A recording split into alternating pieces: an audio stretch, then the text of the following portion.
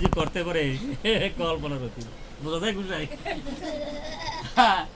এখন ব্যবসা হচ্ছে কি, আর যদি সুন্দরী হয় বেশি না মাতাজি, তাহলে একটা আরো একটা পেয়ার প্লাস পয়েন্ট। এখন ঘটনা হচ্ছে কি, শত সহস্র গোটি বাদ দিয়া কৃষ্ণ রাধারানীর সাথে চলে গেছিল। রাধারানী বলে বাবা আমি কি ইম্পর্টেন্ট, তাই না?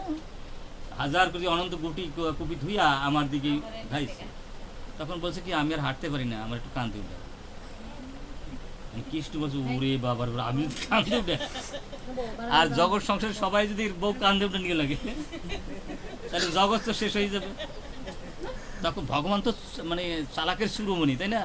তাই বলছে ওঠো ওঠো বললেই ভগবান চলে গেছে। মানে ও উঠবে কে, সাথে ভগবান কি উঠাবে নাকি? উঠাইলে তো সবার বউ যদি সবার কান্দে উঠে, তাই না? তাই না, তার সব তখন বন্ধ হয়ে গেছে। তখন রাধারানী কাঁদতে কাঁদতে মানে অসুর সরোবর, বৃন্দাবনে এখন সেই সরোবর আছে, মিথ্যে গল্প না, সত্য কথা। সেটা আমি নিজে দেখেছি, আমি বৃন্দাবনে বহুদিন ছিলাম। তো এখন ঘটনা হচ্ছে ওমা সেই অহংকার রাধারানী যায় নাই। তো এখন মাঝে মাঝে ভাবে কি সেই ভাব, হঠাৎ করে ভগবান কি করছে, তুলসীর সৃষ্টি করছে। এখন সমস্ত গোপীদের ডাকছে, নাম রাখো, কেউ বলতে পারে না। আচ্ছা বলো তো এই এর রূপের সাথে কার তুলনা হবে? বলছে কেউ রূপের সাথে তুলনা হবে না। তখন ভগবান বলছে যে না, তাহলে আমি নাম রেখে দিই তুলসী, যার সাথে তুলনা হবে রূপে, তুলসী রান হলো। এখন কি করছে কি, রাধারানী বলছে তোমার সখী, দুজনে মিলেমিশে, ভগবান তো চতুর শিরোমণি, চোখ দুটো তুলসীর দিকে। রাধারানী বলছে এই তো কি আমার বান্ধবী আমার স্বামীর দিক চোখ, তুই তো অসুর, তোর স্বামী হবে অসুর, এটা তো অসুর বৃত্তি। হ্যাঁ, বান্ধবীর স্ত্রী মানে স্বামীর দিকে চোখ যাইলেও এটা অসুরের কাজ, তাই না? সেই অপরাধে কি হলো, শঙ্খচূড়ের স্ত্রী হয়েছে। অনেক আরো কারণ আছে, একটা দুটো কারণ, একটা দুটো আপনারা, আমি তো ধরেন কোনো অনুষ্ঠানের কয়েক লক্ষ টাকা খরচ করে আমাকে নেয়, তখন আমার তারা তো সেইভাবে নেবে কথাগুলো। আমি যদি ফার্স্ট করে চলে যাই, তারা কি শুনবে? এত টাকা খরচ করে আমার নিয়েছে, তাই না? আর এটা পয়সা ধরে আছি তো, যে জন্য শুনবেন না, আমি তো জানি। আচ্ছা যাই হোক, হ্যাঁ আচ্ছা না ভালো শুনছেন, শোনেন। এরপরে কি হচ্ছে, শঙ্খচূড় দগ্ধ হয়ে গেল, সে সাধনা করলো, এমন হয়ে গেল তাকে কেউ হত্যা করতে পারছে না। তখন বলো যদি তুলসী যদি অসতী হয় তাহলে তাকে হত্যা করা যাবে।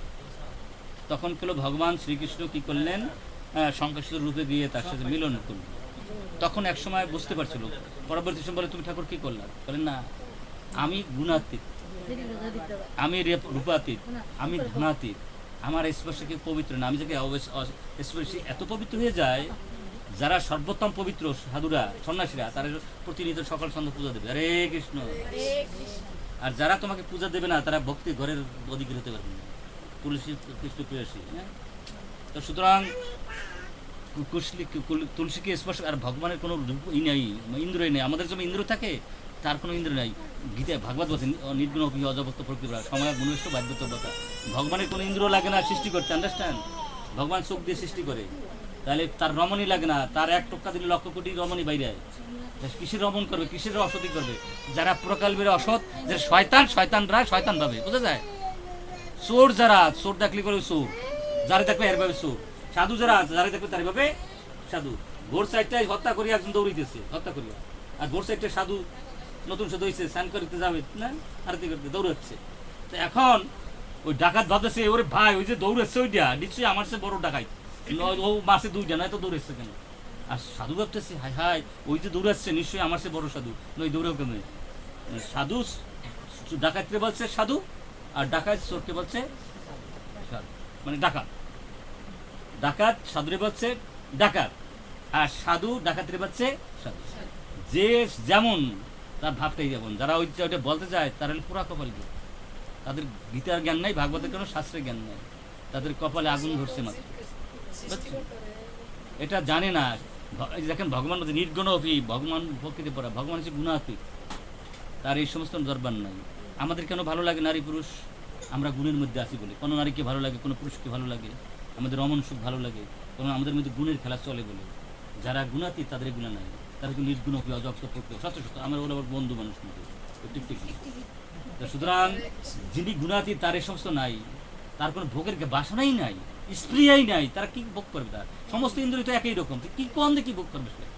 আর ভোগ করবে কোন?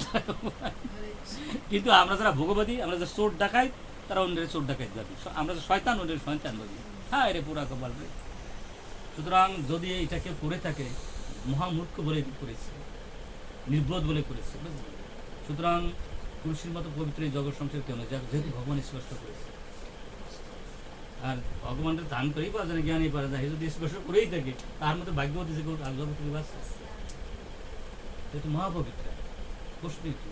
সুতরাং প্রভু যে কথাটা বলছেন, জানি না কি কখন কোথায় ফেলাইছে, যদি মরা গাছ হয় সেটা। আরেকটা জিনিস আপনাদের স্মরণকে নিবেদন করছি, শুনুন আমি বলি, মরা হোক আর জেতা হোক, যাদের বাবা মা মরে গেছে, ভগবান মনে করতে না শয়তানের একটা গুড়া আসে, মদ গাঁজা গুড়া পরক্রিয়া দুনিয়ার ব্যাগ করে অপরাধ করে, কিন্তু আপনি তো তার সন্তান, আমার বাপ না তো সবগুলো করে, তাই না? আরে একদিনও কৃষ্ণ কথা আসে না, আর ইস্কন চোখে দেখতে না, এরকম হয় না? না আমি শুনতে পারি না, মাছ খাওয়া না, মাংস খাওয়া একটা ধর্ম লেগেছি নাকি, আছে না এরকম? তাহলে আপনি তো সন্তান, আপনি তো আর পুত্র কন্যা, তাই না? আপনার দায়িত্ব কর্তব্য কি? আপনাকে যে কোনো মূল্যে ওই যখন চিটায় উঠে হবে বাপটারে, সেটা দুনিয়ার পাপ করছে সব করে, তুলসীর একটা ডাল মরা বা যেটা, হ্যাঁ দিয়ে দিবেন চিটায়, আন্ডারস্ট্যান্ড? জমের সাথে তার দেখা হবে না, রে কৃষ্ণ, এত পবিত্র তুলসী, বোঝা যায়? ওর পরিতে স্পর্শে জম এক সময় দূরে থাকবে, কোনোদিন আসতেই পারবে না তার নিতে, বোঝা যায়?